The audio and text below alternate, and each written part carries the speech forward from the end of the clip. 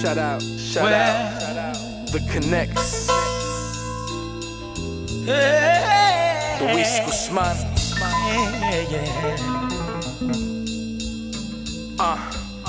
Don't ever go, never leave my side. Passion's all I have, courage is my drive. And if I lost you, I would lose it all together. I wouldn't have composure to get it back together. I don't want closure. Welcome to I'm an Artist, Not a Salesman podcast, where we highlight the journey of entrepreneurs, creatives, and business people alike to showcase that every light and dark moment create a beautiful piece of art. This is episode 60. I am your host, Luis Guzman, and we are brought to you by our sponsor, Hanobi Research. My guest today is the definition of hustler turned entrepreneur. A veteran in the DJ hip-hop game, is one of the most influential to do it in the tri-state area and beyond. A forward thinker that understands how the music game has evolved and has stayed relevant through it all with the 15 years under his belt. Far from a culture vulture, this man lives, breathes, and bleeds hip-hop. From carrying crates for DJ Cypher Sounds to interning, running the boards at Hot 97, to working at Hot 97 and being the first DJ from New Jersey on the midday time slot in over 33 years. This ain't just Serato New Age DJ. He's living proof that passion, persistence, and talent can take you places you can only dream of. He's paid dues, he's climbed the ladder of success, and never made excuses because he earned everything he gained, and he is never hesitant to always bring his hand down to pull up the next talent. A businessman who is on the cusp of opening his first Rita's Ice in New Jersey. A father, a husband, a creative, a brand, and a return guest to the podcast, New Jersey's own DJ Drewski. Welcome to the show, brother. What a beautiful introduction. Of course, man. It's only right. I mean, this is family here, man, Right. you know, and I told you this off camera. I told you this many times in the past. You've always been an inspiration to me because you never stop going after your dream. And you're living proof, dog, today that you're living that in real time and you're inspiring so many other people around you. It's a blessing. Right. Well, I'm glad I could be an inspiration, but you watched the growth from Super growth. What was a dream at one point to actually, pursuing that dream and then accomplishing that dream and still dreaming. No, you're still exceeding those expectations, that you have, right. which is amazing. And I always say a story, and people might get tired of this, but I remember Dolce Lounge in Elizabeth, New Jersey. It's probably over 15 years ago. The Rock Premier 2 album came out. I was doing Pete Rock and DJ Premier samples and rapping over them. Right. And I remember you were DJing at Dolce, and this was like 15, 16 years ago. And I don't know if you were Hot 97 yet. Maybe you just started. But you played the record. I didn't even ask you to. You saw me in the back. You probably don't remember this, but you saw me at Dolce. I was promoting myself, and you just threw on the Rock Premiere record, and you were shouting me out. I was like, wow, that's like genuine love. Like, you never switched up who you truly, genuinely are. You always just been a real dude. I think that's just the environment we come from, the people we grow up around, having good foundation, good family, I think as a kid, I felt the same way about like my father. Like, oh, he's such a solid dude. He's a man's man. He stands on his word. So it's like coming from those environments and then, connecting that with the business world and your career. This is where we come from. It's how we move. It's who we are. It's our morals. It's, everything we're built up to be. Exactly, man. But you never, even with the morals and what we built up, what we learned from where we came from, people could still change. No, they do and change. Become a douche. Oh, I see it a lot. You see it a lot, especially in your business, Right, in the right. music game. People switch up like clothes, but you still like keep this like how do you do that, bro? I'm so enamored by that. How do you manage to stay humble with so much success? Yeah, I never allow like any success to change my way of thinking or my attitude or my respect for others or the way I look at others. I think, I kind of I don't really even celebrate the big wins or the accomplishments. So, and I don't do it on purpose. It's just like, all right, cool, we accomplished this. Let's just keep it going. Like, there's so much more to do, and the people I'm around and the people I'm inspired by, they've accomplished more. And it's like I'm trying to just keep up. Right. So even when I'm winning, it's still not enough winning for me. So I just keep going. And it's also like I was talking to my team off camera. It's when you are just constantly doing something or you're working towards something, it keeps you sharp, number one, but it keeps you hungry for more. Right. When you stay complacent, complacency is death. Right, so right. once you stop, I mean, listen, we got to take vacations. We got to be with our family. I get that. But if you just aren't like waking up and want to go through a wall for what it is you want, what are you really doing with your time? You know what I'm saying? On my way to High 97 today, I was driving, talking to my man, shout out to Rolling Stone P, and I'm like, yo. Oh, Rolling Stone P, yeah, I know. Like, I was, we were just talking. I'm like, yo, I always feel like even though it's a win, I still get the short end of the stick. But I still, and I'm not opposed to it. Like, I'll take the opportunities, but it's always like the short end. And he's like, it's the short end to you, but that keeps you motivated and going. Imagine if you felt like you got everything you wanted, like you wouldn't be motivated. I'm like, you know what? That's true. Like, that's true. No, because I feel that way. It does keep me aggressively motivated to keep growing. Yeah, you don't want to get stuck and like, okay, this is enough. Right. You want to keep, and I think we're so hard on ourselves as our own worst critic. Of course. Like I forgot where I read this from, but it was a fact. The human person, like the opposite sex, looks at you 7 times more attractive than you think you are attractive. Wow. Yeah. So the point I'm making with that is you think it's small steps for you, but someone else is looking at Drewski and saying 7 times more. Like, wow, Drew's doing 7 times more than I'm doing. Right. So even though it might seem like a small win or just another rung that you went up, you're still building towards something beautiful in the process. And the process is really what we're living for, because you can get to an end result. I've made a lot of money. I've made successes. I've brought things. I brought cars. I brought jewelry. And it's cool, but you appreciate the journey that took you there. You know what I mean? Like the end result is nice. Right. You know what I mean? Like I'll give you an example. When you became, when you first started DJing on Hot 97, like you got your own slot. Right. Was that as fulfilling as the journey? It was, because we worked so hard for that position, and I felt like I did everything I could possibly do and paid my dues and grinded it out. And it's boom, okay, you got this. And it was maybe 1 hour, but it was like a big deal to me, right? Yeah. And then it's like, okay, but then again, like you said, as human beings, okay, I have the 1 hour. Now a year later, I'm like, okay, I want more. I need 2 hours. I need a bigger time slot. And, so you recreate the journey again. So it's like, all right, I got this. And it's, as a hustler, you say, how can I maximize this opportunity, continue to grow, because I do want more. So the journey I love the journey. Yeah. But, we work so hard for certain wins. And it's just like, you say, human nature. Like, you get the win and it's like, okay, I want more.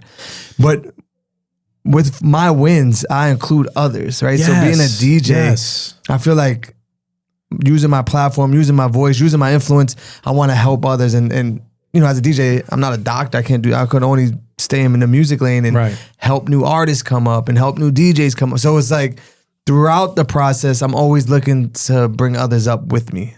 Yes. And I think that's the fulfilling part, is why the journey's great and the accomplishments are great, because I'm helping others at the same time. Gotcha, so that's where I'm like fulfilled. And I think my life in general, like timing has been great, because you get to a point where like you feel like you've done so much, and now it's like, okay, what's next? It could get frustrating, but then boom, I start building a family. So now I'm a father, like you mentioned. God bless. Yeah. And that's like a whole different journey, a whole different ball game, so bro. It's like you can't be ready for that. Yeah. So, but it's like timing wise, I felt like everything in my life happened at a great time. I wouldn't change it, because now I'm a father. That's a new experience, new journey. I'm learning as I'm going. It's like, now that's a whole different type of motivation, right? So it's like the timing so far in my life has been really good. Like, no, 100%. You see, I look at it like you were able to build something steadily, but at a very consistent, great pace.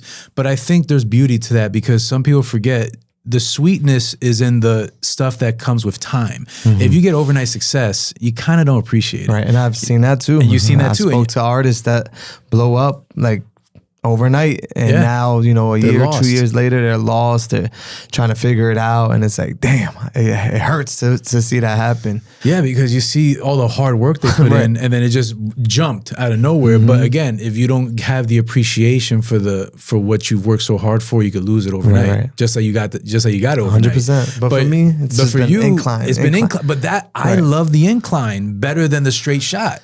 Why not? Because you get to appreciate every moment significantly different, and everything makes you a better human being. Hence why you like to help people, because you kind of build yourself as a human being with the success you've made.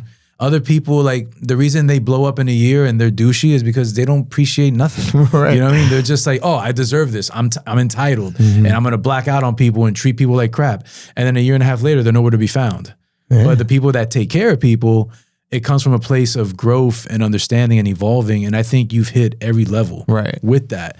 Starting from, you know, and I never asked you this, but did that come like this, like innate, like how can I say, like practice that you have of always trying to help people and always like not gatekeeping? Is that something you learned from your parents or from your brother or your child? Like, who taught you this, or this just built in? Yeah, I feel like it was just because you're a different breed, bro.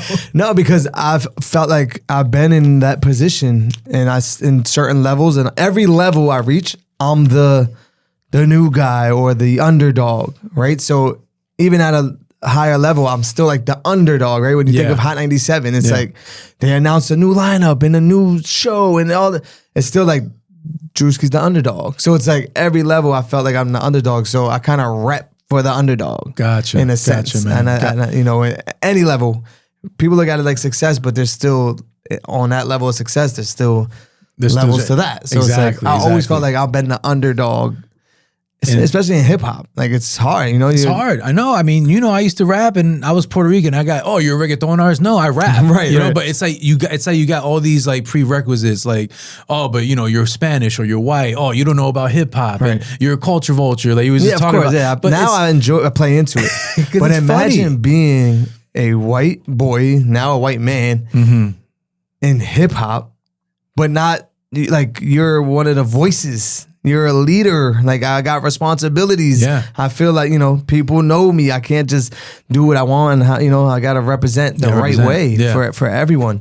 So it's like, it's even extra pressure when it's like, okay, well, you're here, but you're white. So it's like, are you serious? Like, that's really annoying. It's like, let it go already, bro. Seriously, it's so ignorant, man. But it's got to be taxing, though. Does it mentally on you? Is it draining sometimes? No, the younger DJ Drewski, it was. But because I know, you know, my resume and what I've done and the things I've done that we don't even speak about or talk. It's like, I know what I've done. Right. So now it's more like, it's like comedy, you know? It's comedy, like you play into it, which is fun because it's... Especially like, with the internet. Yeah, everything's content. Right. You know what I'm saying? But again, it drives me nuts because again, I guess it's because I know you and I saw your journey from the beginning, and it's like, no, this dude is hip hop. Like, you're hip hop, like to the core. Like, you live and breathe this culture, this music. Like, you are really like in the DNA of it. Bro, I gave my life to, you know what I'm saying? Like, I missed important moments in life, birthdays, holidays. I almost missed my wife giving birth because I'm doing interviews at the studio for the culture. You know what I'm saying? And I gave so much to it at this point and still doing it. Still, yeah. So I'm like, nothing no one can say can change the way I think of myself. Like, correct. You know who you are, man. For years, I gave up a lot for hip hop. Yeah. Yeah, you did. And I mean, but do you think that you have a love-hate relationship with hip hop because of that, or you're able able to block the noise? Yeah, I'm able to block the noise. I enjoy it, but I know like small things like bringing Hot 97 Summer Jam Festival to Jersey last year. Yes, to Newark. That's right. The Prudential Center. I remember. It's like I could just show up, DJ and host, post it on social media, look good, go get some extra bookings because Drewski's in the state. I could do all that and make it easy. Instead, I take the initiative to reach out to the mayor's office to create this festival stage outside, free for the community, a platform for artists from Newark, from Jersey to come and perform on stage. And I'm doing all this work for nothing. Like, it's not, I didn't get paid for it. I didn't get, right. I didn't even get a thank you, tap on it, nothing. It's for the passion and it's just the because I belief love of it. Yeah, right? But people don't even see it. They just think, oh, you know, he's taking advantage. I did something that none of your favorite DJs or executives were going to do for free. No one's doing that. To partner with the city of Newark, the mayor, and this is just one example of a bunch of things I've done, but this is most current, where it's like, it took a lot of work, time. It's hard. I got to leave my family to go down to Prudential Center to look at the landscape, to build, where's the stage going, where's the security, deal with the chief of police because they don't want it. Like, people don't even realize the amount of work and time you put into something because you love it. I do not have to do that. I could have just showed up with my cameraman, got the footage, went viral because it looks good, took pictures with all the artists. Said I'm there at like 10 in the morning, working, making sure the stage is going up, making sure the police is set up, everyone's the credentials. Well, that's not I'm celebrity DJ Drewski. You know what I'm saying? But people don't even look at it. You know, the artists are thank you for giving us a platform. Thank you for allowing, you know, Newark artists to perform because I felt it was important. The mayor felt it was important. So it's like, they don't even see what goes into it. Nah, dude, it's so many different levels of communication and holdbacks and setbacks, and you can't do this because the stage is too big, or you got to minimize this. Well, the crowd control aspect of that it alone, dude, it's wild. And then the police that you have to hire to handle that, and they want $170 an hour, and it's overtime. And you got, you know, people coming in, you got tourists coming from just so much involved. I'm trying to DJ. I'm trying to be a father. I'm trying to be on the radio, do interviews, and I got to worry about where the porta potties are going to be outside. Like, come on. I'm doing this because I love hip hop. You love hip hop. I don't love porta potties, but now I got to deal with where's the bathrooms are going to be, where, you know, and where's the lockers going to be because people cannot come in with their bags. Like, and I'm dealing with this, and then no one sees that. No one sees it, man. You know, and the sad thing is, right, that it's not for them to even see it because it's more self-fulfilling for you knowing that you did that when you look back at it. But it does speak to your character of, dude, this is how much I love and take this serious, that I'm willing to sacrifice my own time with my family to make sure something goes by epic for the senses of hip hop, and for the fans. It's my way of thanking hip hop for giving my family a home and, you know, providing for my family. And so it's like, that's how I look at it. Damn, that's fire. I didn't even think about that. Yeah, so it's like, like, thank you hip hop for allowing me to live this cool life that I love and enjoy and wouldn't change it for nothing. Here, I'll put in the extra time and work because no one else is doing it or wants to do it because there's no payoff when you do that. Yeah, you actually you get headaches. And you put yourself in positions where artists feel like, yo, why you didn't put me on the stage to perform? You know, people at Hot 97 might be looking like, don't screw this up because you putting our name on it, you screw this up, your titles on the line. So it's like, people don't even think of that. They don't. No, they don't. Right? Well, you know what it is too, Drew? It's because people think it comes easy to you. Everybody thinks that it comes easy. There's a lot of planning. Even with a podcast, there's so much planning involved. Like, dude, like even speaking to you, setting this up, it's planning, it's time. Everything it's going to require energy and time. The time alone. Yeah. And then with the time, the bigger it gets, the more time you have to invest, the more money you have to invest.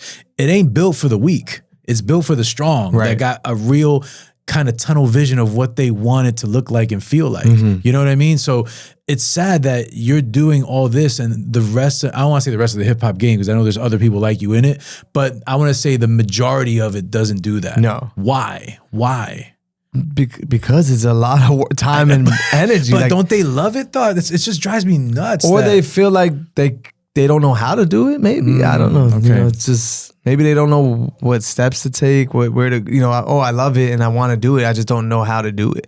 Gotcha. So, but it's like, you know, you just gotta take the initiative. It was really like, we need a festival stage. We're coming back to Jersey. When I first heard Summer Jams is in Jersey, and it just clicked to me like, oh, we need a festival stage. I know we can't get these young Newark artists to perform on the main stage. There's no time. It's a whole different production. Yeah. Let's create something for the community. And I just went ahead and said, who do I know that knows somebody at this? Who do I know that knows the mayor? Who do I know? Yeah. Did you kind of do just it all? connected the dots. Did you do it all through this process? He was a part of the process, and Midday, you know, the mayor's brother, and he's the chief of staff, and they were all on board. Like, yeah, of course. See, you busting moves, man. But see, I was just talking about this, Drew, and tell me what you think about this. I always said, not always, I just learned this last week, and it resonates with me. Everything that involves taking fear out of something requires a decision, going through and following up and making that happen, like seeing it through, and then resolve. And what I mean by resolve is, I did it, it's done, let's move on. Right. And I think you embody all three of those things. You know how to make decisions, which is the hardest part. Do I really want to do this? But then you have to commit to it and actually see it through. But then when you get to the other side, it was probably stressful doing that Prudential. But you look at it now like, damn, I did that. Right. That's the resolve. Like, it's done. Boom, I left my stamp on this. What's next? Right. And I think that's kind of been your like chemistry mixture of how you got so successful. Because you know you're not scared to make a decision. You're not scared to put it all out there on the line because of what your passion is. Right. But you also have this like business mind as well. Like you embody, I'm an artist, not a salesman. Like you legit are an artist, but you're not salesy. You really like do it. Right. You know what I'm saying? So I think you're an anomaly in this whole game when it comes to that. And I don't see an underdog here, but I understand what you mean because I deal with that too, where it's like, you know, getting somebody to come here and they don't know what they're getting into. And then when they sit down, like, oh, you're actually cool. Right. Oh, snap. You know how to talk. Oh, I was here for 2 hours. I shared this. Oh my God. No, keep it. Don't edit it. But it's because just give me the space to show you what I can do and watch me work. Right. And that's you. Yeah. You got it. Go ahead. Sorry. No, sometimes I make that first step without even thinking about the second and third step, right? That decision just to go do it. I just do it. You just do it. And then worry about it later. Like even in business, opening up the Rita's shop. Rita's, it was just like, this is a great property. What can I do? I love Rita's. I bring my family to Rita's. It was an ice cream shop for 50 years. We're going to make this a Rita's. And just did it, not even knowing what it was going to cost, right? Not knowing the time and energy that goes into that. While red tape. I'm still doing DJing, still doing shows. Yeah. Now I got to put this franchisee's hat on and help my wife and family get this together. So it's like, but it was just, you just feel it. Like you feel like, okay, this is a great decision. Let's do it. And then whatever comes with it, we know we're built to get through it. And even with that, that's where we are today. It's like, yeah, dude, you just, you roll with it. Whatever changes. Dude, I'm sorry. Like you talk about the Prudential Center. Like I remember, I think it was the year before that, the last time you guys did MetLife, your show took over the main stage. Oh, yeah. You brought out Cardi B. Insane. Like, dude, you brought out Cardi B. Like it was all over my timeline. I'm like, yo, my man holding it down. Like nobody cared about the main stage. The story, me personally, that year was you bringing out Cardi B and giving people a real show outside in the parking lot. But that was like shocking for even the Hot 97 staff because you have an A-list artist. Super A-list. Yeah. She's top of the game, right? Yeah. The hip hop. You could coming out on the festival stage where there's like unsigned artists performing. So it was like, wait, what just happened? But we set the bar, like, you know, and then it was just like crazy. But that, you know, it goes back to personality. Cardi B is one of those people that are very humble, that likes to help. So I knew she has a song featured with these young artists. Let's put the young artists on and let's see if Cardi would come support. And she did. And she did it, bro. And that's why she's still the biggest artist, you know. And again, we was talking about underdog. She's also an underdog. Right. A Latin woman in the game. She was on reality TV. Right. You know, we didn't think, and then Bodak Yellow just boom, out of nowhere. Bro, I used to DJ in Lust, and she was a dancer in Lust. That's crazy. Right, and to see who she became today, like no one can tell me, you know, a dream can't come true or your life can't change. That's like a 180. She's like a living, breathing proof of that. Yeah, because that's like, dude, that's... If you need like inspiration, just see look her at her story. Like, come on. Dude, it's wild, man. It's crazy, man. And I think getting back to your point, I think curiosity is what keeps people successful. Like you're a real curious dude, bro. Like you're like one of those, like, let me just see what's under there. Right. No one's looking at this. Let me just, snap. This got some money in here. You know what I mean? Like your curiosity, I think, keeps you innovative. And I'm not just talking about business. I'm talking about like even artists and the people you put on and the people you've given chances to. Like you just are a sponge to like artistry and finding out what people don't know about. Right. And that's what a DJ is. If you think about it, you put people on to new music that, oh, you ain't hear this? Like that's like my job. That's your like, job. And you probably fell in love with hip hop like that. Like when I was in high school, I used to like get souped up. Yo, you didn't hear this track? Right. Like when the Eminem album first came out, Slim Shady LP. Oh, you didn't hear this? Bro, this is crazy. And then all of a sudden it's like a good feeling. Like you put somebody on, you know what I'm saying? And that's how music would spread, is through word of mouth. Through word of mouth. Everyone felt like, oh, I got to put them on. I'm on it first. And that's like you said, as a DJ, I feel like that's still my job to do, you know? Of course, play all the records people want to hear and that they're familiar with. But in between, hey, let me introduce you to some new stuff, or you know, and it's not just what I might feel is good. I might not even like it, but I know a bunch of people are talking about this. So I don't like it, but tell me what you think. And it's like, you know, being introduced like that, because I don't want people to think everything I play is stuff I like. Not all the time. Not all the time. But you're able to train your ear to be open-minded. Right. And that's an art, dude. Like, how did you, like I said in the intro, you stayed relevant over 15 years. How hard was that for you to keep up with the times, even if you weren't feeling a certain record, but you knew that people had to hear this? Like, how do you navigate that? I just do it. Like, I don't overthink it. I don't put a timeline on anything. I just go, okay, what do people want? What's hot? Let me just supply that, you know, let me be a part of it. Not just, I just don't want to play records. I want to really be a part of it, a part of the story, whether it's an artist from out of town and I know, hey, they're coming to New York. Well, if you're coming to my city, you're coming to Jersey, New York, like let's build a relationship. Yeah. We're in the same, we work for the same company. We work for hip hop. Exactly. Right? That's So a it's nice like, line. We work for the same company. Let's build together. At least, you know, introduce each other and see where it goes. And I think that's what happened a lot with my relationship with the artist. It's kind of like, hey, we both love this thing called hip hop. We work in the same company.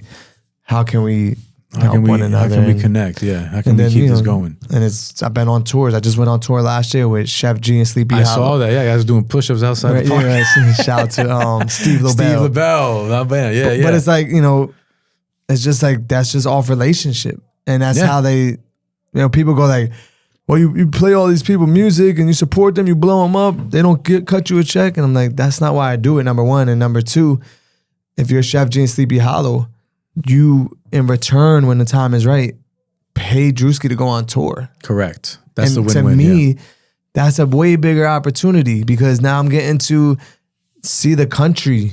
You know what I'm saying? Correct. Yeah. At the same time, doing what I love and meeting new people in different states, and we're just having a great time, and we're all living our dream together. Like, I prefer that as a repay than just somebody saying, "Here's money, help me." Like, no, you know, it doesn't. It doesn't. It's not fulfilling. Right. It's not fulfilling, man. The experiences you gain on tour, the connections you make, that is worth more than gold, bro. Than you just taking a check up front that is not going to give you that fulfillment and happiness. It's going to help pay the bills. I get that, but you can find other ways to pay the bills over longevity of time by the relationships you've created. Exactly. And I'm in a position where I could still pay the bills, and I don't need your money to support you. If I want to support, I'm going to support. But when you want to return a favor, I would love to go on tour, you know? And, we're going to break bread. Right. Like, that's literally the whole science behind, like, you know, hip hop, you know, where it came from is that we all just broke bread together. Everybody had Chinese food. We all shared chicken wing. Like, it's the same mentality. It's just more upscale now because it's so, you know, it's number one genre in music. But still having that grassroots mentality that you carry from like back in the 90s, like that means something. Right. You're not Hollywood. You're not freaking, you ain't switch up. But my mentors weren't neither. The people I learned from, the Cypher Sounds, like you mentioned, it's same thing. Like I come from that cloth. Being around Angie Martinez, you had to stay humble. Like she'll check you as soon as you feel like, you know, the Mr. C's of the world and the DJ Enough. DJ Enough is the most humble DJ, and he's built a heavy hitter crew that is incredible. Like no one's done it in that capacity, and you wouldn't even know what his resume on top of just the heavy hitter thing, right? His resume is insane. It's nuts. He DJ for Biggie. Right, like, come on, like, you know what I'm saying? So I learned from these people, so I can never get big headed or feel myself, or you know, that's who I learn from. Which is wild when you think about it. Like, wait a minute, you just named like legends. Yeah, it's crazy. Like Angie Martinez and, you know, Enough, like Funk Flex. Like another dude, you're talking about a lot of OGs that like gave you the game. Like straight up, like you didn't get it from the rookies of the game. Like you got top echelon, you know what I'm saying? Like when you were with Cypher, Cypher was Cypher. Right. I mean, Cypher's still Cypher, but he's a comedian now, right? Yeah, but back when then, it came to the DJ world and hip hop, Cypher Sounds, don't get like that was. Look, that's his tagline. That's his Flex telling him, don't get gassed. So that's kind of what it was built on in New York and in hip hop, and like like you got to stay humble and just do your part.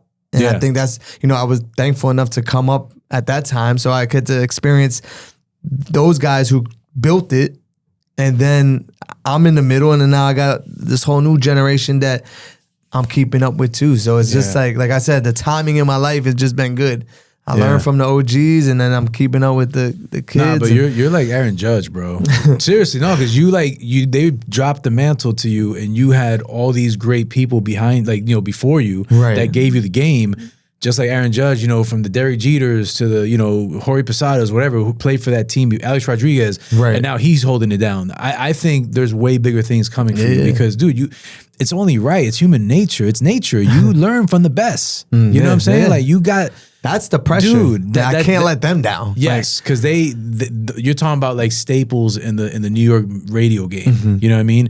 Is there any like jewelry you could share with me that anyone gave you, like what Cypher Sounds or Flex or Angie, like anything that resonated with you? Like, damn, that you never forget that advice that they by jewelry. I mean, not jewelry. No, I know what you mean. Gems, some gems. Yeah, anything that stuck with you. So many that one hasn't really stuck out because it was just so much. Like when I first started in 2008, I was just soaking up so much. And I think a lot of it, they lead by example, right? Because it's such a thorough hip hop. It was never like sit down and talk to you and give you gems.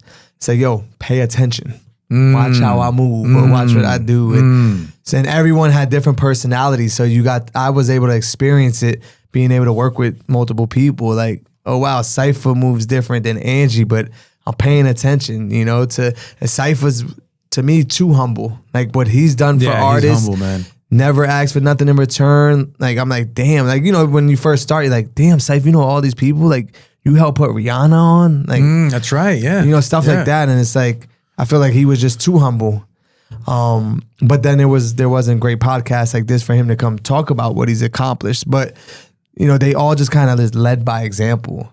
And that I do that too now. Like I don't even want to talk to. It's like, yo, just watch. Just watch. Yeah. If you could watch and learn, then that proves to me that you really want this. 100%. I think that's a lot of it was just watching and learning how certain people move. And then, even now as I grow, it's so crazy because then you grow into a position where the people you look up to might not want you to be in that position. And they're scared, and they do weird things where you're like, "What? I looked up to you. You inspire me, and why would you hold me back now?" Like it's just confusing. When artists say they meet like other artists that they looked up to, and it's like, idols become your rivals, right? Yeah. So it's like, oh, I'm growing into that stage now, and it's like, how'd that feel? It doesn't feel good. Yeah, it's weird, right? It doesn't feel good.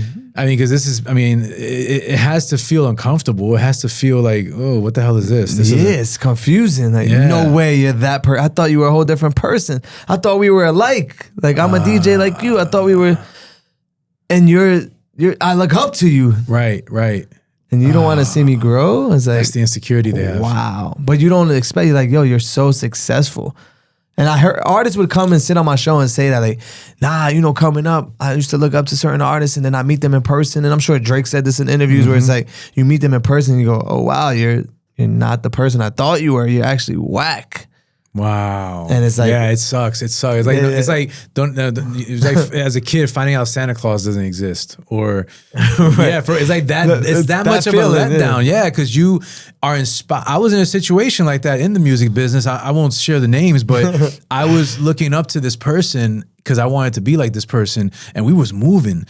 And he started seeing the way I was handling business because I was doing what you did, watching the way he worked. Right. And then he just started saying, nah, man, that's not how you do it. Nah, you messing the whole deal up. I'm like, what do you mean? Like, this is what you do. You know? Yeah, so I know a little bit how that feels. And I don't know if that's just a music game prerequisite. Like, everybody's just insecure and scared to lose their spot. But dude, you can't block greatness. And that's where, no matter how someone may feel, that's where it ends. Is like you cannot stop greatness. Yeah, you're actually 100%. Like it's so.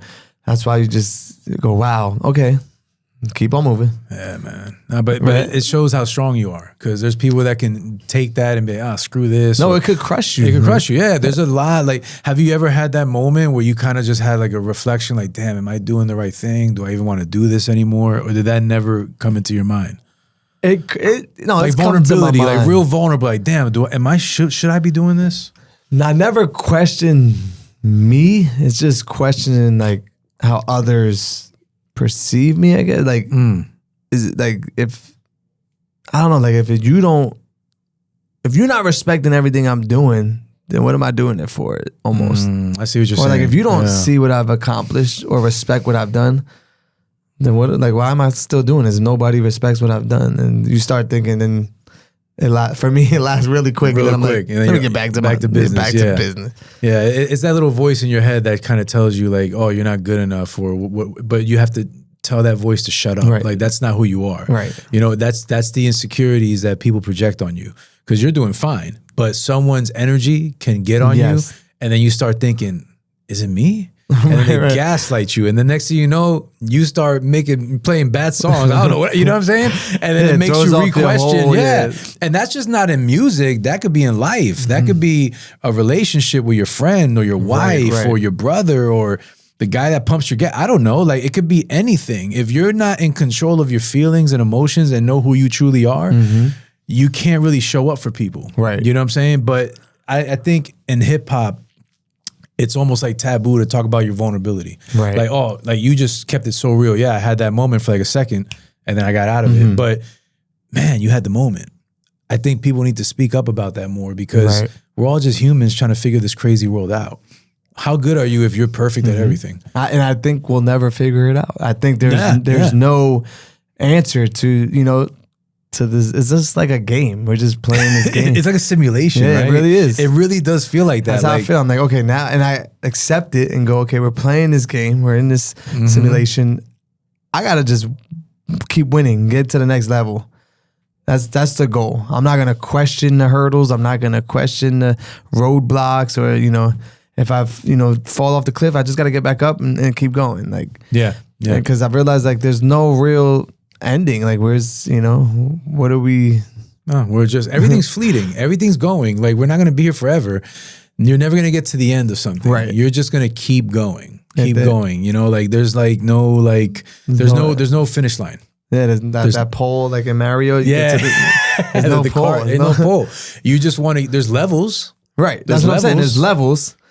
But there's no poles. There's no finish. It's an ongoing level. And I think as a man, we're built to provide. We're built to like keep building. Right. It's a man. It's in us. It's our DNA. We need to build. Like, if you go back 1,000 years and the caveman had like a little rock and a hammer. You know what I mean? Like we're just all like in the 2026 version of it. Right. But we're evolved as human beings, and it still hasn't changed. But it's that inside voice that wants you to keep going and building and being strong. That's why I don't understand guys that have nothing going on, like losers. Like, how can you be a loser in this world? Seriously, like you're built to do great things. Like, why would you want to just sit home and do nothing? I don't get it. I get nervous around people that are negative and people that don't have nothing going on for themselves. I'm sure some of it is like trauma. Like some people might have went through a situation where it caused trauma and it takes away from that like motivation or that motor to go. But I feel the same way. Like, bro, there's so many opportunities, bro, and you choose to do nothing. Seriously, you got to do something, dude. Who cares about? Go to therapy, work out your trauma. I'm in therapy 6 years already, and I've gotten so much better, dude. I always joke, if I would have went to therapy when I was rapping, I would have made it. I swear I would have made it because I would have got rid of all those insecurities that I had. Did you feel like rapping was your therapy? Yes. So you thought that was the route? Like, yeah, I was immature. I was young. I was in the studio smoking, drinking, eating bad food. And I would come up with crazy ideas. Right. And it was therapeutic. When you make a record and it was in your mind, then it's in your hand, then it's on paper. Right. And then you do it. It's on record. It's on record. It has it's like a living art. Right. It's like a painting, but you can hear it. But knowing that it came from here, it's trippy. So now it's trippy. Do you go back and listen to some of them early records? Like, what was I talking about? I cringe. I'm like, why? But it's normal because if I thought they were still amazing, then I didn't evolve. Right. You know what I mean? Like your first DJ set compared to, you know what I mean? So a year ago. Yeah, you know what I mean? So you're constantly evolving, but the beauty is to get back to like avoiding trauma and fear is that you just did it. You did it. Like, I don't regret the music I made. I regret quitting, but I found a new passion, and I know that I got a gift to connect with people. Right. And I know that music was great, and I can still do music. The intro to this podcast is my song from like 10 years ago. Right. So it's still in there, you know, it's still a living art. But I think now connecting to people and hearing stories, I think that's my gift, is to share that with the world. Right. Because I'm enamored by the story of somebody, like the journey. You know, When do you feel, you interview different people, that there's a similar connection between everyone? Yeah. Like, everyone's human at the end of the day. It's like, 100%. Everyone's human. whether bro. you're a mayor or a DJ, like, yeah, it's the common thing is we're all human at the end the of the day. common thread is we're all human, and we all gone through stuff. And I've had people come here, cry, laugh, cry again, had to turn the cameras off because there was too much crying going on. Like, but for me, it's like, that's the sweet spot. That's where I want to live at, because that's where someone can hear this and be like, oh snap, they went through that too. Right. What am I doing on my ass? Let me get up and let me just do something. You know, if I can, Bob Marley, my people that listen to this hate me because I always reference this. Bob Marley said, it's when you die, it's not about how much money you've made. Right. It's about the influence you've given to other people. 100%. And I feel like you do that. I feel like I do that. And I think that pays more dividends than any money can. Right. Because you're living in your true purpose. And I know that when you live in your true purpose, financially, you'll make a way. Financially, doors will open and things will happen in your favor. But just be in that purpose. And to your point, I want to add to that, that's also a common thread with people I interview is purpose. Like, I've heard crazy stories. I almost killed myself. I almost lost everything. I got divorced. I went bankrupt, blah, blah, blah, blah, blah. But man, the intention to get it all back. Right. The intention to do something great. That's the common thread also with being a human being is like, you got to have the intention to get out of the rut you're in. Because if you're not, then like I said, you're just being. Right. And, you've seen Forrest Gump? Of course. You're just a feather in the wind. You're just, who wants to be a damn feather in the wind? You go from one to another. It's biblical that, if you're not firm on intention, the wind can blow the sail of the boat left or right. You don't want to be the sail on the boat. You want to be firm and intentional with what it is that you want to do. Right. But to your point, to close the loop on that, it's the trauma that people just don't address. You know what I'm saying? Right, Like, or they're scared to because they don't want to look underneath the hood. Like, ugh. Right. I did that. I was scared to look underneath the hood because there was some things I wasn't proud of. But when you get it out, it's like the making a best song. feeling. It's cathartic, Right. bro. Yeah. Have you been through anything traumatic, or have you attacked trauma? No, that's where I feel like, Are you hesitant? or maybe I don't. My wife may feel different, but all our wives right. are good. It's like, you need therapy. But I feel like nothing traumatic where it shaped my life or decisions in life to do something. Got it. Like I said earlier, like I had a good foundation, like a good mom, good dad. Even though they weren't together, Right. they made it work. And as a child, it didn't affect me. See what you're saying. Or I felt like it didn't. Sometimes my wife feels different, but Right. I'm like, no, I think I've experienced both worlds that they were in and had support on both ends, all the ways up to, my dad passed away in 2018. Oh, I'm sorry, man. And that might have been the hardest loss or like emotional trauma I faced my whole life up until 2018, right? So, but it's like, besides that, everything else, I feel like, I got through it. You got through it, right? Like, the loss of your father, like, I'm only saying this because I lost my grandmother a month ago. right. And she's probably the first family member I lost that I was really close to, like super close. Not super close, but close, like in proximity, like Of course, grandma, right, you know what I mean? right. And I got the news, and I remember I was in the sauna at the gym. It was like right after my workout, and I went on Facebook and my aunt posted. I was like, why are you doing that? Anyway, I felt instantly like someone took, like, you ever seen Saw, like Jigsaw? Right. Someone cut a piece of my skin and ripped it off my body and threw it away. Right. That's how that felt for me when I found out my grandma passed away. What did it feel like for you when your father passed? It took a while to get to that point, but it did happen. The whole piece of my heart. But the way he passed was like a weird TV type investigation thing. So I'll give you the story just to paint the picture. Yeah. He I seen him 2 days before or like the day before. Totally fine, healthy. Like that weekend, I was taking him. I'm friends with Cyndi Lauper's son. Oh, okay. So he's like, yo, my mom is performing at Madison Square Garden. My dad, I'm like, Dad, you want to go and bring, you know, at the time, your girl, she loves Cyndi Lauper. Let's go this weekend to see Cyndi Lauper at Madison Square Garden. All in. So he already had plans. Like I'm looking back, I'm like, oh, he had plans to he was going to be with me this weekend. So clearly he wasn't planning on dying. Right. My grandmother goes to a dialysis center in Linden. I think dialysis. He would take her, drop her off. He took her, but used like the dialysis place wheelchair to bring her in. Yeah. And he had the wheelchair in his car. So he said, oh, I took it home by mistake. I'm going to bring it back first thing in the morning when the dialysis center opens, whatever, 6 a.m. Yeah. So he goes, returns the wheelchair, and somehow is sitting in his car outside in the parking lot of the dialysis center. And we never heard from him again. Like he didn't disappear. He died. They said heart attack. Heart attack. But on top of that, the car, when they found him, was in flames. Oh, Jesus. So the hood of the car was like on fire. What? Yeah. So and there was never there was no answers. I'm like, it's like wait, did he die from the car being on fire? Yeah. From the fumes, or did he die from a heart attack? And I never got a real answer. So what I did, I went down to like the tow pound.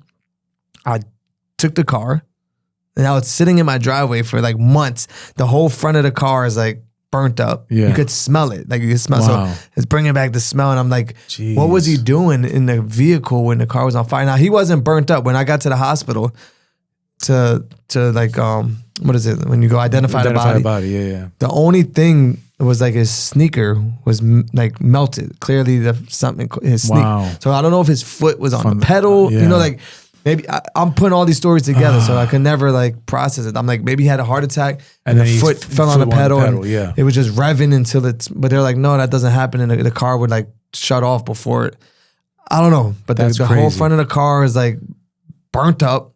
He's dead. The only thing on his foot was like, so I'm like, you know, I go to the police station, they're asking me questions. Oh, did he owe anybody money? Was he part of a mafia? I'm like, yeah. No. Like, and it was just like, oh, he died from a... So I had to process all this for like months, trying to figure out what was the cause of death. Right. So I couldn't even mourn until I like felt like I gotta know what happened. You weren't like set on what happened. There wasn't no final like conclusion. Right. Still to today is never. Jesus. It was like I just chalk it up like, okay, he had a heart attack. I still don't know how a car got on fire. Right. So it's like the autopsy, did it say that it was a heart attack? Yeah, cardiovascular. But then the dialysis center mentioned they got it on video, but they wouldn't give me the video. Why? And I'm sure the detectives had the video, but they said they see him come out, they see him get in the car. So I'm like, what happened from the time he got in the car to the flames? Like a neighbor called, like, hey, there's a car on fire in the parking lot. Jesus. Fire department gets there, they put the fire out and then realize, oh, there's a man in the seat. Wow. They bust a window to get him, but he was already gone by the time. Unbelievable, man. Yeah, it's so unknown. It's like, what the hell happened? Right, still to today, I feel like there's I'm no over closure. here getting into my mechanic bag. Like, right? How? Like, how? There has to be an explanation. This is driving me crazy. The car. I had to pay like the insurance, whatever, to keep the car. You know, if you do an insurance claim, they take the car, they give you your money. Yeah. So I had to like pay to keep the car. So it's it's reliving. Like every day I step out, I can smell the burnt car. And I was trying to get like investigators to come and try to figure it out, mechanics to come figure it out. I just wanted like that closure. It wasn't, okay, he died from a heart attack, but what the car being on fire, like they found him in a inflamed car. So I'm like, how did it catch on fire? Yeah, that's crazy, bro. And it was like a year. My wife is like, it's time to get rid of the car and just mourn now. You know, accept it. And I'm like, you might be right. Like, let's somebody come tow this car. And do you feel like the having the car in your house was kind of like a way of keeping a piece of your father with you? A little bit. You weren't ready to like let it go, right? And that's what she was like. I gave you a year. Yeah, we're coming outside every day. We have to smell this burnt car because even like after 6 months, it still smells like. Yeah.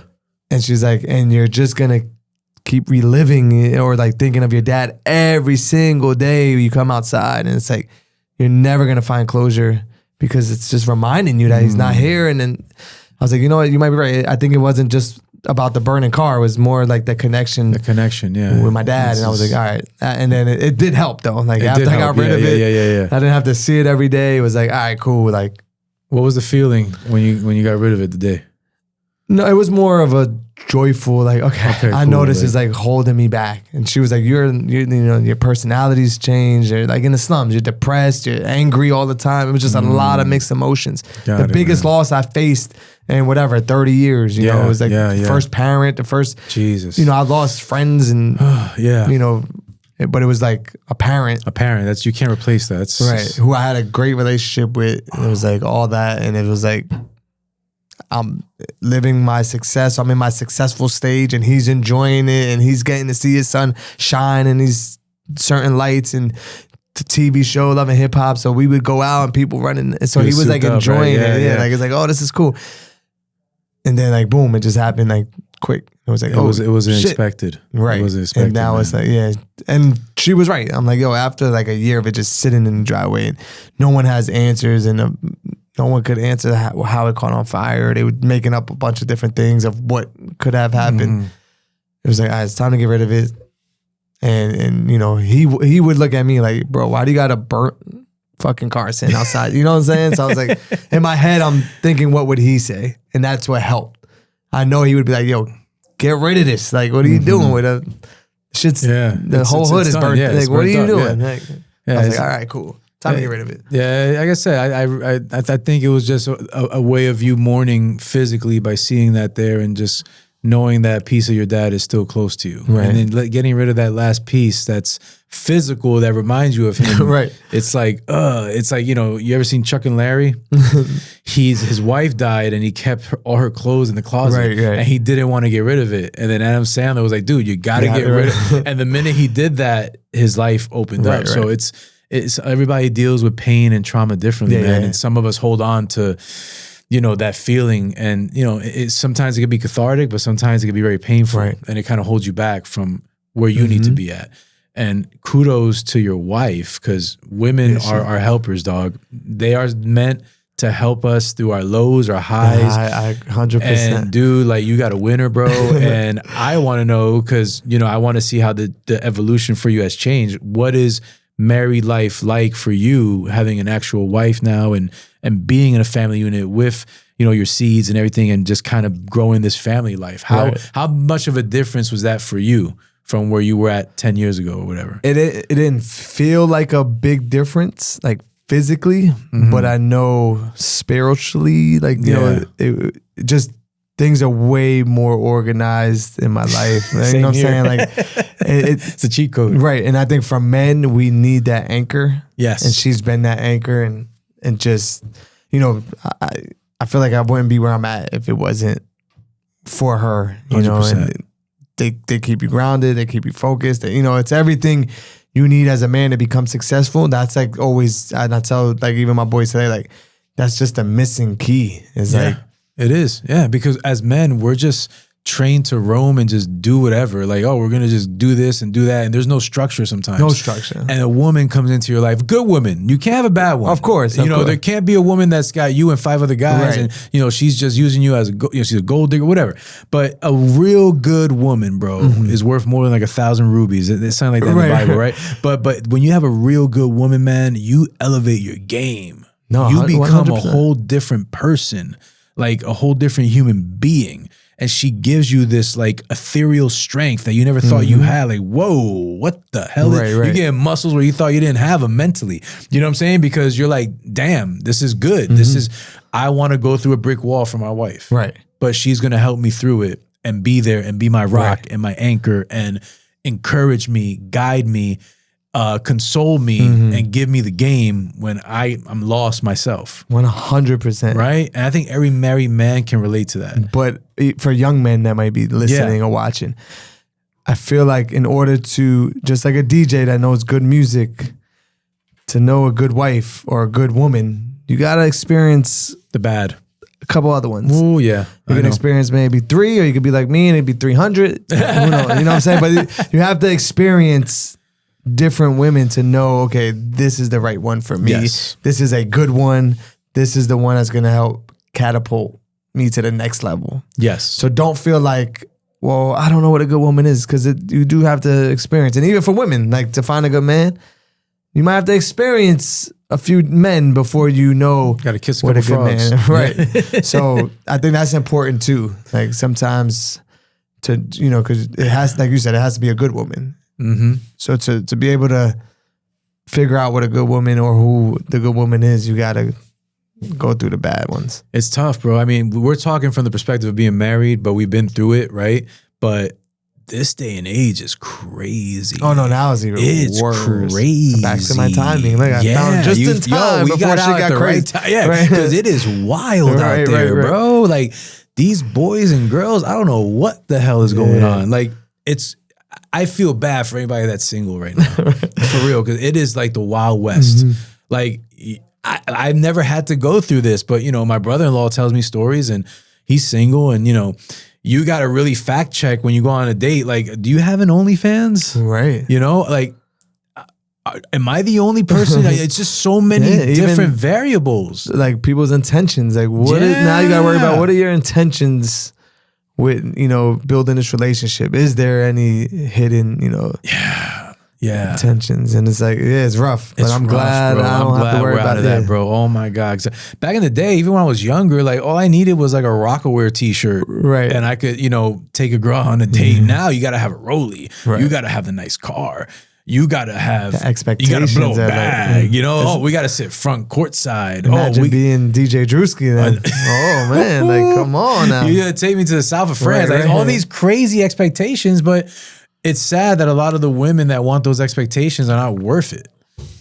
Mm-hmm. You know, like a real woman is going to ride with you no matter what you have and build with you. Build it. Yeah, like that's important. Are you able to build with your man what you want? And I tell my wife that, like, we're gonna build. You can have everything you want, but you're gonna help build it.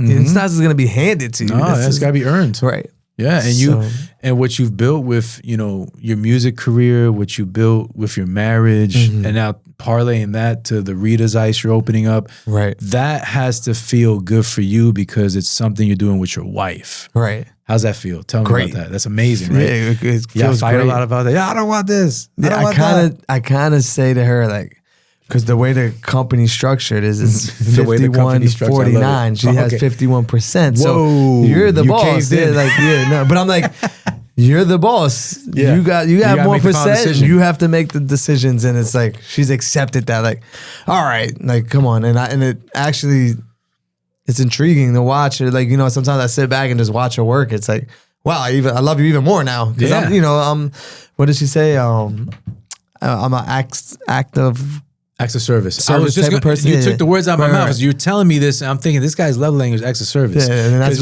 what it is. What's her access? What's her love language? I don't know. Well, come on, Drew. We gotta edit this out. She can't hear that. I forgot all the other. There's acts of service. There's gifts. There's time. Right. Time. She probably wants time. Yeah, she's more of a time person. That's how my wife is. She definitely says like I'm an acts of service person, and so you definitely it does like. I'm like, okay, I see you. Yeah. Because, you know, watching her just deal with contractors and deal with vendors and, you know. She's a boss. Yeah, it's cool to watch. And she's building her future. Like, she's a mom now. So she understands, okay, I got to get on it. Yeah, I'm not just a wife. I'm not just a girlfriend. I'm a mom. Yeah. So forget you. I'm doing this for my future, my children. So that's cool, too, to watch that.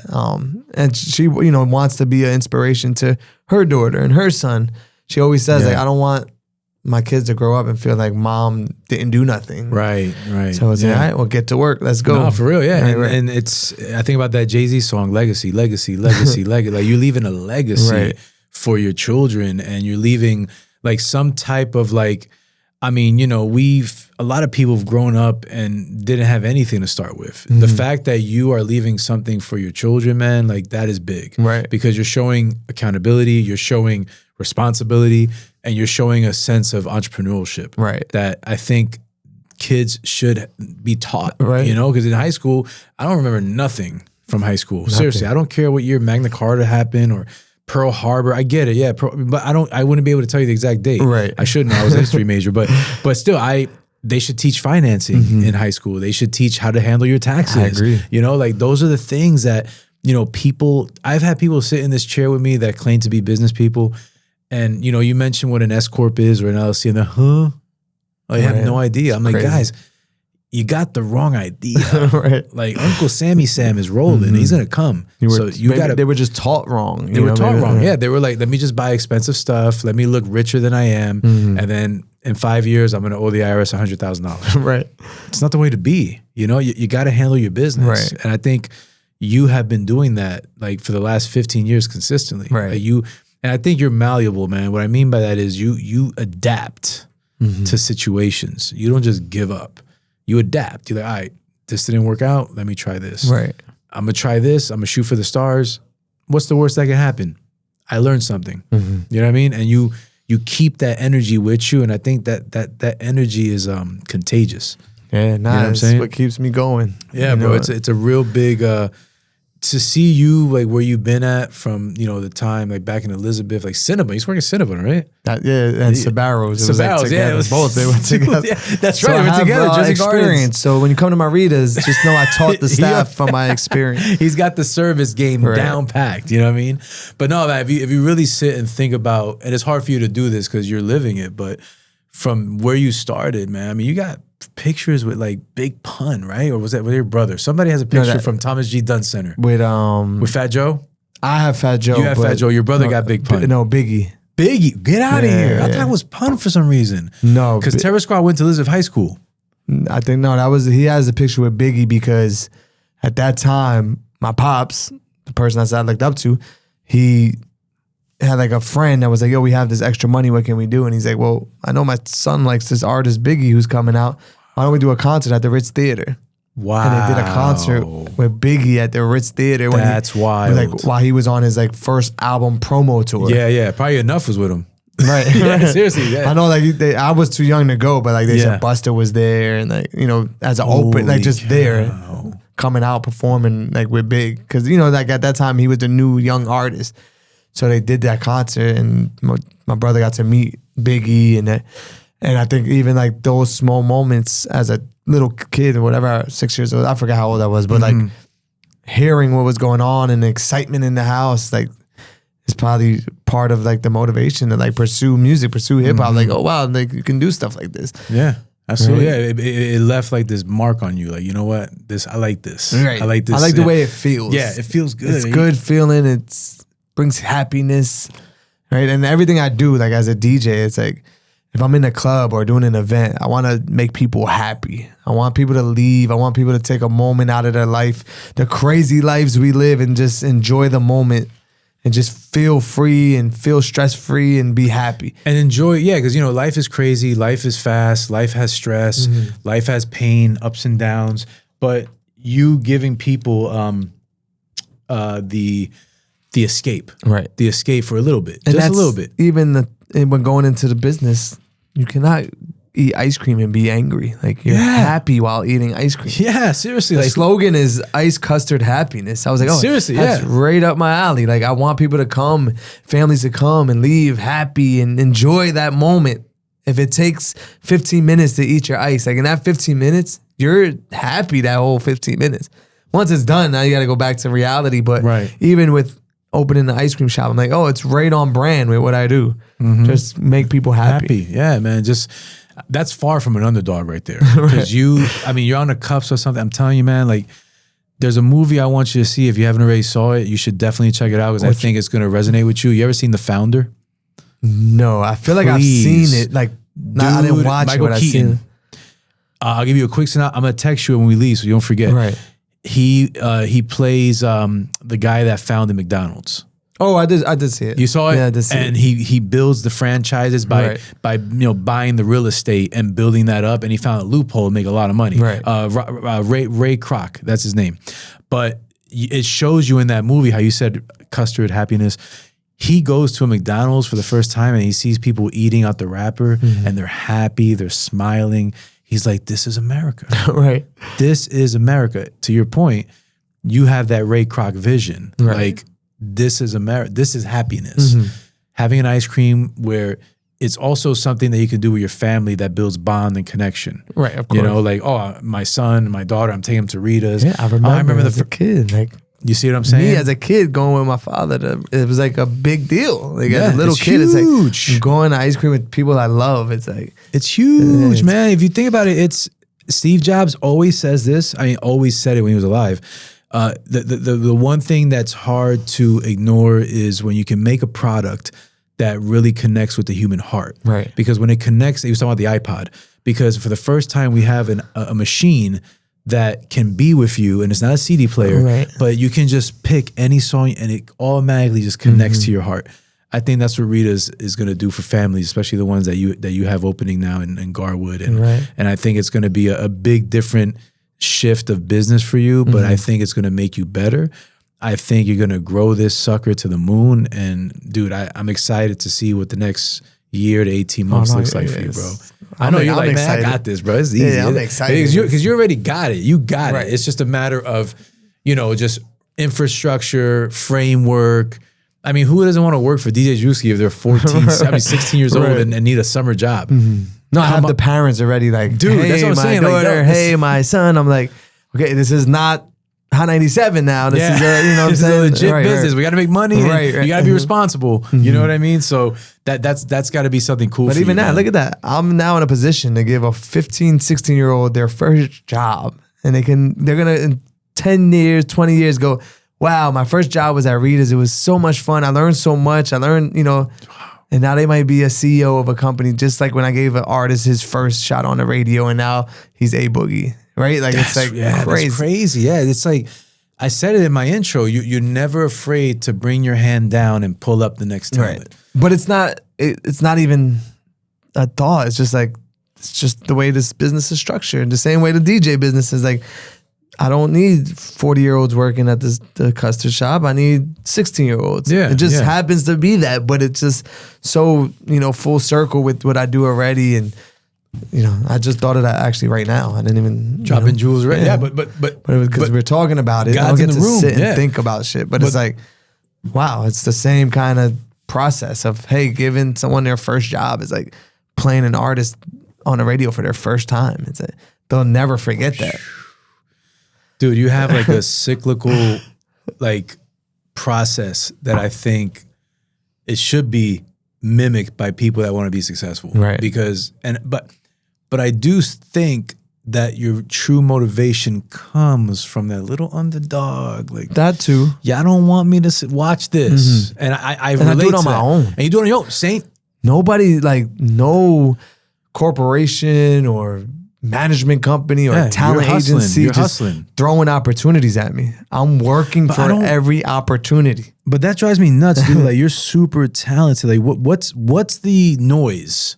What's the Disconnect. I don't what's the know. noise? I 'Cause- don't fear, or I think what I'm starting to think is people already assume, and I've heard it like even within Hot 97 is like, nah, he's good on his own. He don't need a helping hand. Mm-hmm. Just let him keep rocking. And it's like, no, I would love a helping hand. Like, Seriously, yeah. but from perception, it's like, and maybe not just perception, reality is like, he's all right. This person needs more help than him. So it's always that, like, he's doing great. Why don't we help this person instead? It's like, all right, cool.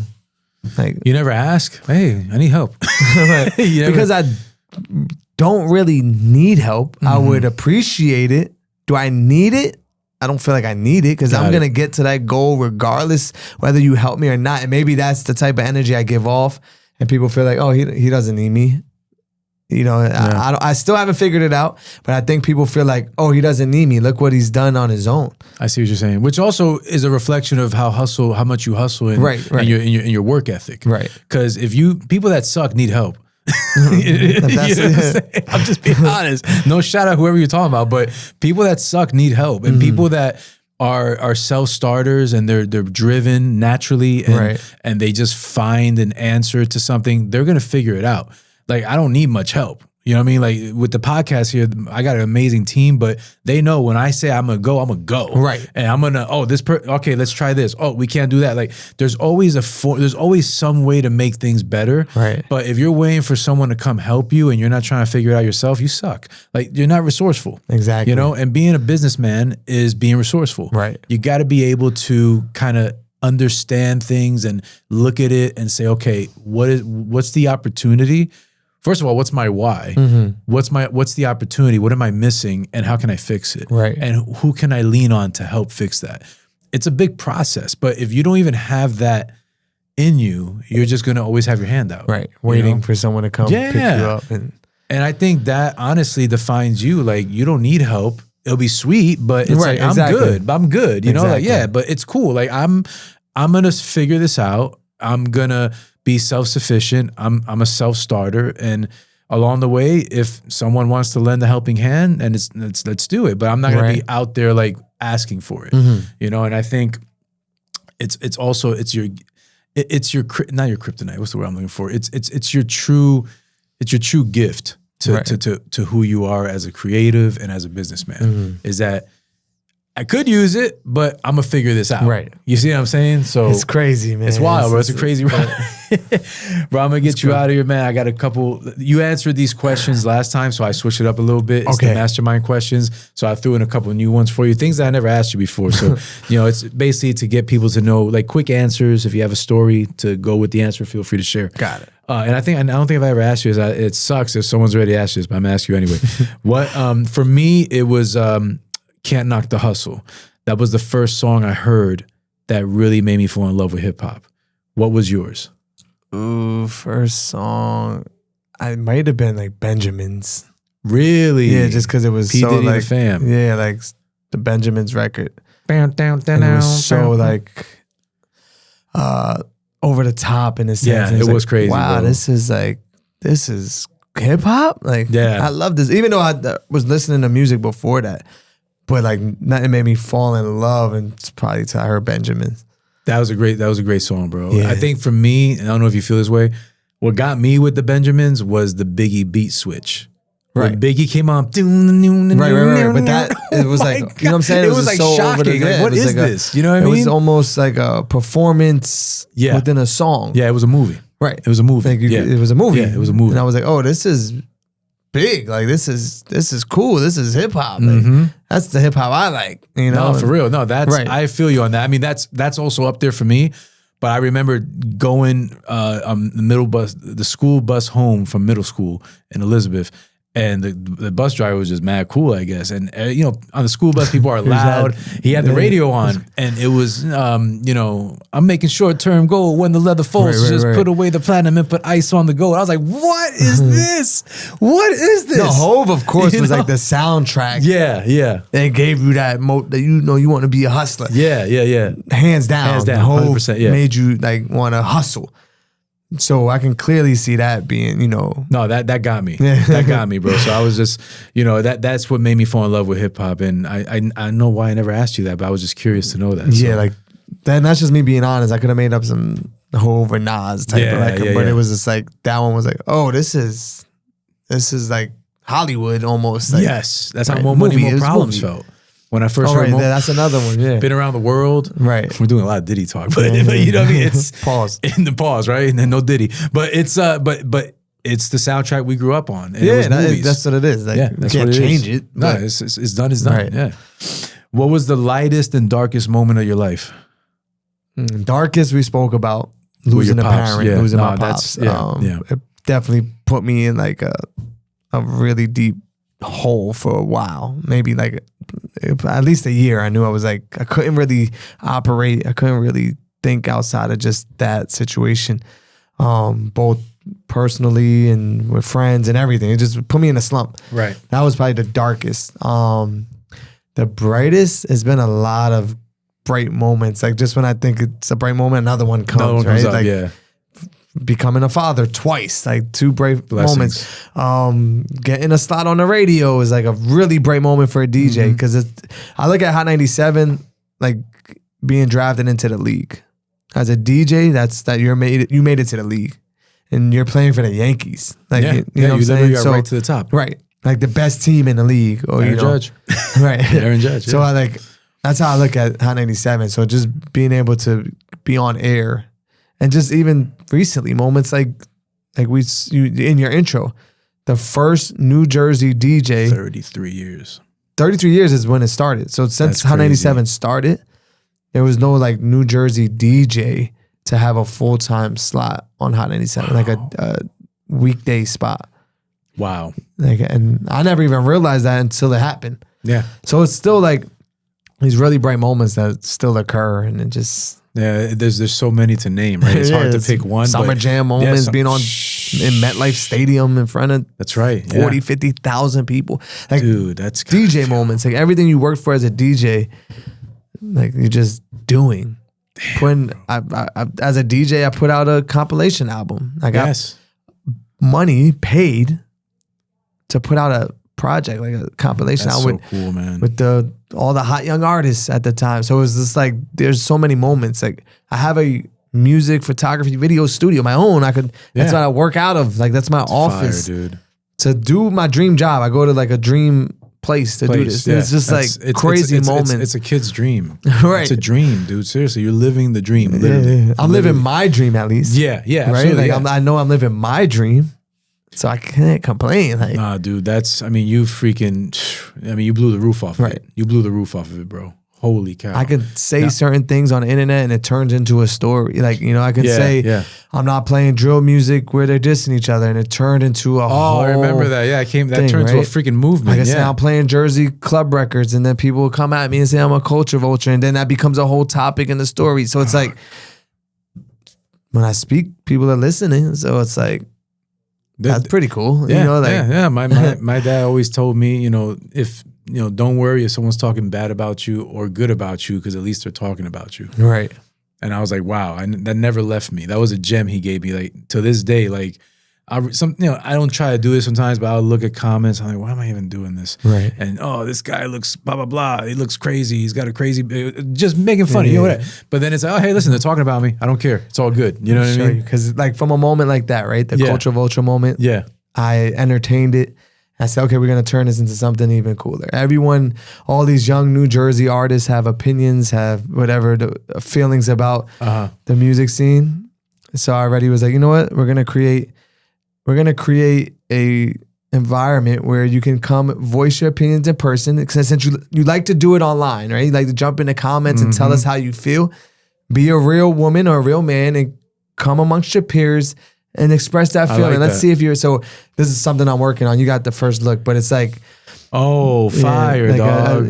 Where like artists of all genres, not just hip hop and Jersey club. This is just like a rough draft. Right. But, can I say these names out loud or no? I don't. I'm not. No, we can say because they're confirmed. Okay. Like Rod Digga, Vin Rock from Naughty by Nature, Dupree Kelly, right? Do It All. Wow, this is great, bro. Lord of the Underground. Yeah, Lord of the Underground. This is these amazing. These are people that, when it comes to Jersey music, Naughty by Nature was probably one of the first, one of the most influential. So they'll be there amongst other like newer generations, and so this is just an idea that I'm doing again.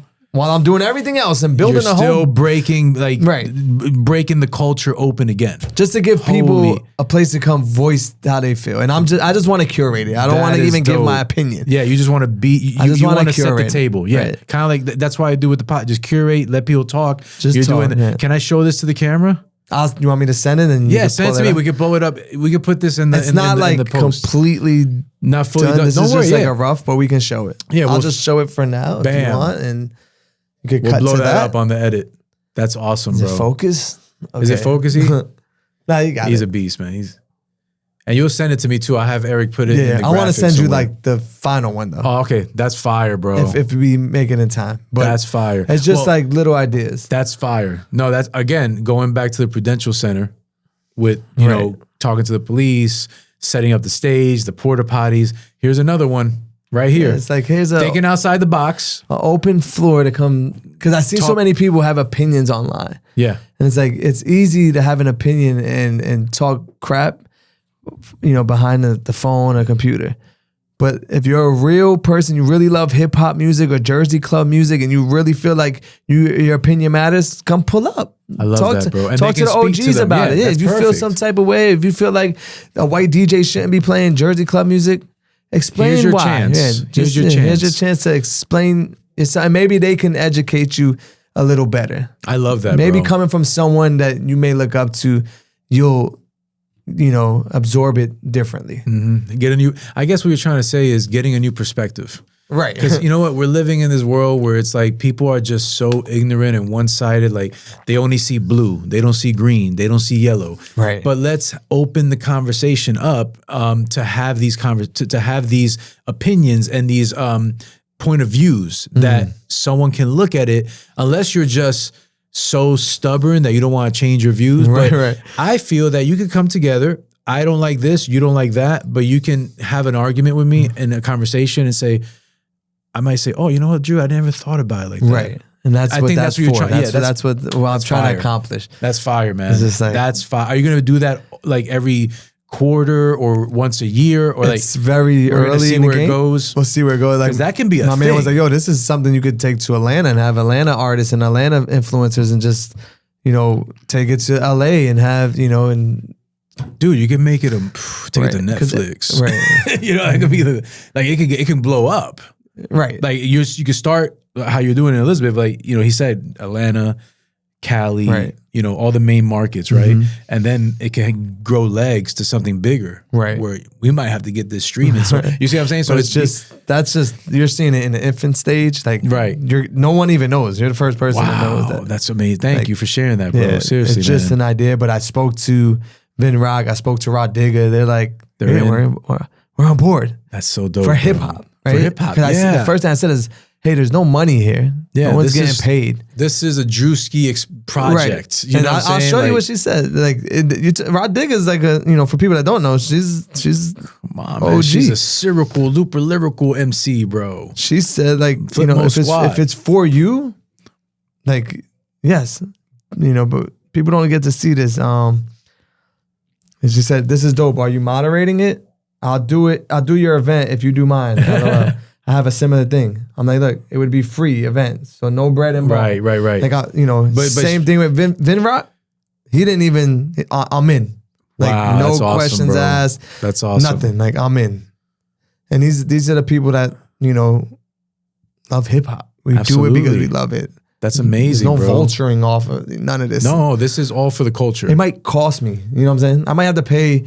The club might, or the venue might ask me to cover security. So now I'm coming out of my pocket. For the overtime cops. I know. Right. yeah. You know what I'm saying? Just to I'm coming out of my pocket. I got to pay for you to have an experience. I know these people already.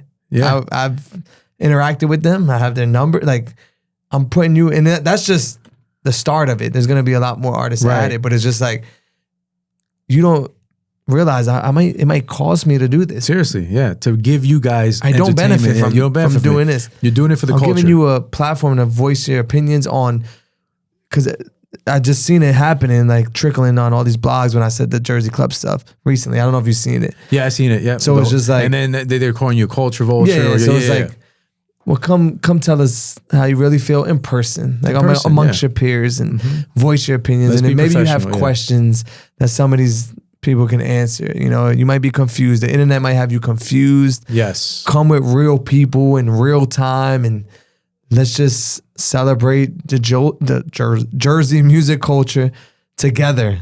Straight up. Yeah. No, that's an amazing way to, because it's needed, dude. It's needed, especially in this world of social media where everybody has a phone and they got Twitter fingers. No, let's do this in person. Right. And let's really speak our minds and let's see where it goes. It might be something beautiful that comes out of it. Right. Nothing might come out of it. But I feel like someone, at least one person that attends, will leave with a different perspective or a different understanding on, and we're just going to keep it Jersey. We're not going to go left with it. It's like, let's just keep it right here at concise, home. Yeah. And focus on our home and how we can make it better for everyone. Dope. How can we each play a part? If you're an artist, when you imagine you going back 10 years and you had a lot of questions, or this is a place to be. Where do I go? How do I grow? What do I do? there'll be people there to answer those questions. That's Publicists, super dope. Executives. Super dope, yeah. They used to do that back in Houston back in the day. I forgot, it was some white lady too. I forgot her name. She's known in the game. I just can't remember her name. But she used to do all those summits and stuff. But I that's kind of what I'm getting. Like, it can be like a mastermind for hip hop. You know what I'm saying? And let's break through the BS. Let's really get real about, opinions, about how do I do this, about how do I get a manager, how do I get my song on the radio, something as simple as that. Like, just let's really go through everything and help each other out and build the culture, not destroy the culture. Exactly. You know what I mean? So I think, dude, you're on the right path, bro. Holy cow, man. I'm excited for that. And thank you for sharing that on the pod, man. Seriously, we might have to speed that. I think this comes out in 3 weeks, but we might, right around the time I think the first one is. So we might. Well, the pod is invited to come down. Oh yeah. I think I might have to come through. Maybe for you could that, do man. like a couple short form pods with like Vin Rock and Rod. Oh, that would be dope, bro. Yeah, seriously. Yeah, we might have to. I don't come out the house a lot now, but I might have to come out for that, bro. Seriously, man.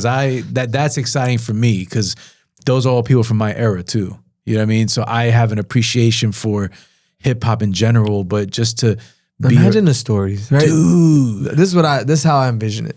Say you do come. You don't even have to come. I'm still gonna do the groundwork for you and create an introduction. But you come by, you meet Vin Rock. 2 weeks later, he's sitting right here. Yeah.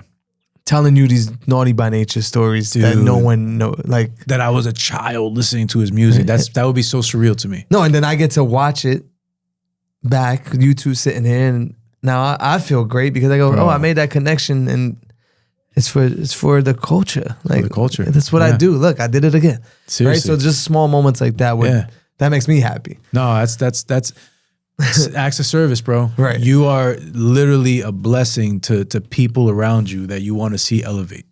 I think that's your calling, dude. Seriously, man, you're like a philanthropist. For real, dog. Like I see for real. The mayor of New Jersey, bro. Everything. You got it. You know what I mean? And I think using your gift for good with giving everybody platforms and giving everybody opportunities, I think that's going to come back tenfold, bro. It made you a successful DJ, made you a very successful husband and father, and now with the Ritas, it's going to make you a successful business owner in that space. So I think you just keep that same energy and keep that same attitude. Sky's the limit, bro. Dog, you killed it. Thank you. It was good seeing you, bro. Yeah, this was amazing. Always. You crushed it. You didn't even realize. I don't know. You didn't even give me. I'm so thankful for the camera and the pin. You know he walked in with the "I'm an artist, not a salesman" pin. If that's not love, I don't know what is. My brother, I've known him for almost 20 years, and always we don't speak a lot, we don't talk a lot, we don't see it, but when we do see each other, it's always like we never stopped from the last time we spoke, and I'm thankful for that. Do they know about like your business ventures, like Northeast? Oh yeah, the fencing company. Yeah, they know I'm a sales director. They don't know I'm doing the fence for you yet. So we let that out the back. Northeast Fence will be doing his fence at Rita's Ice. So every time you stop at that light, you're going to get some delicious icy, and you're going to see a beautiful fence made by the best. There you go. You know what I mean? So this is everyone helping each other out. I call it the Drewski. Ooh, the Drewski method. That'd be a good idea. Like the Kavinsky method for hustling. Let me stop because we got a lot of ideas we're giving out. We'll have a whole nother podcast. Dude, this is amazing, bro. Thank you for doing this again, of course, brother. Anytime, and anything you need. Blessing. No, dude, it's crazy you say that because it's funny. Dupree Kelly was supposed to have been on this pod, and he hit me with the, sorry, dude, I'm gonna tell him, he hit me with the hit my assistant, hit this. Right. Come on, bro, I got your direct cell phone. Let's just get it on the books. But hopefully he sees this and we can make that happen because I really have an affinity for Jersey. Like, I want to talk to Jersey Some cats, great people. Super great people. He's a councilman. He's a rapper. Like, I know. I was at his, that's a story. I was at his crib. He was going to get a fence. I'm not even joking. This is real talk. You know what I'm saying? So, it's just connecting the dots, man. And maybe he was just on the fence with the podcast. It's a good play on words there. Oh, man, bro. But listen, Drew, much success to you, bro. I think what people can take away from this episode, far from an underdog, but a champion at figuring out what life throws at you and making it work for you and making it grow for you to help grow others. I think that's your story, bro. Thank you. I think you're going to continue doing this, man. So I'll be back. Dude, my next, part 3 is going to be even crazier, bro. Next level. Lord willing, man. I'm telling you, I mean, I see amazing things happening, bro. And I'm just here for the journey for you. And hopefully with the pod, well, not hopefully, it will happen with the pod. It will also grow as well. Then you hit like 100K already. 100K. Congratulations. Yeah, happened Yo, yesterday. Thank you. 100K, baby. It was a long time coming, man. 2021, we started this platform. This is episode 60. I told Drewski, this is everything with a 0 at the end is special to me when it comes to episodes, and it just so happened that we hit 100K yesterday. I wanted to be episode 6, 7, but 60. We'll work with 60. You might have to come back for episode 100. 100 is gonna be wild. We gotta get. It's gotta be. It's gotta be like crazy. a group though, like not just one. You guest. know what? I was thinking about like we giving out too many ideas, bro. We gotta stay quiet. The 100th episode. It's gotta be like a dude. Round that table might, you be type down to come back for the 100? Of course, dude. Then we might have to set that up. By I'll be right up the road in Garwood by that time. Nah, for real. 20 minutes away. Right. Drew, thank you again, brother. Before you get out of here, look at the camera. Anything you want to tell anybody, read us, anything coming up, the floor is yours, bro. I think we spoke about everything. Yeah. Just want them to know I'm an artist, not a salesman. Yeah. My man, my brother. Thank you again, bro. Appreciate you, man.